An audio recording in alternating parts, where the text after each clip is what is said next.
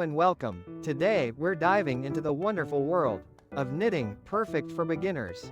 I'll guide you slowly and clearly through the basics, ensuring a strong foundation for your knitting journey. First, let's gather our supplies. You'll need knitting needles, typically in a size recommended for your chosen yarn, and a ball of yarn. It's best to start with a light-colored, smooth yarn, as it makes it easier to see your stitches. Also, you'll need a pair of scissors and a tapestry needle. Next, the slip knot. This is how we begin. Create a loop. Cross the working yarn over the standing yarn, and pull the working yarn through the loop. Tighten gently. Place this slip knot onto one of your knitting needles. Now, the cast on. This is how we put stitches onto the needle. There are several methods, but let's begin with the long tail cast on. This method is relatively simple. Measure out a tail of yarn, about 3 times the width of the project you want to make. Hold the tail and working yarn in your left hand. Wrap the yarn around your thumb and index finger, creating a loop.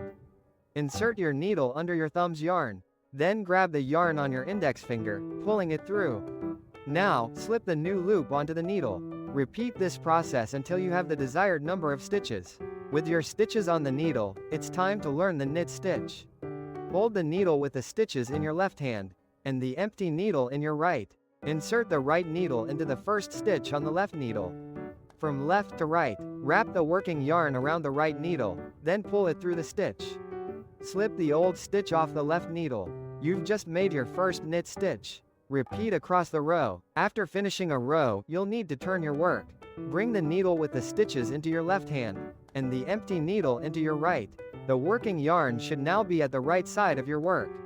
Repeat the knit stitch for the next row. When you're finished knitting, you'll need to bind off your stitches. Knit the first 2 stitches. Then, using your left needle, lift the first stitch over the second, and off the needle. Knit another stitch, and repeat the process. Continue binding off until only 1 stitch remains. Cut the yarn, leaving a tail, and pull the tail through the last stitch to secure it. Finally, the finishing touches. Weave in the yarn ends with your tapestry needle. And you're done. Congratulations on completing your first knitting project. Practice these steps, and you'll become a skilled knitter in no time. Keep practicing, and enjoy the process.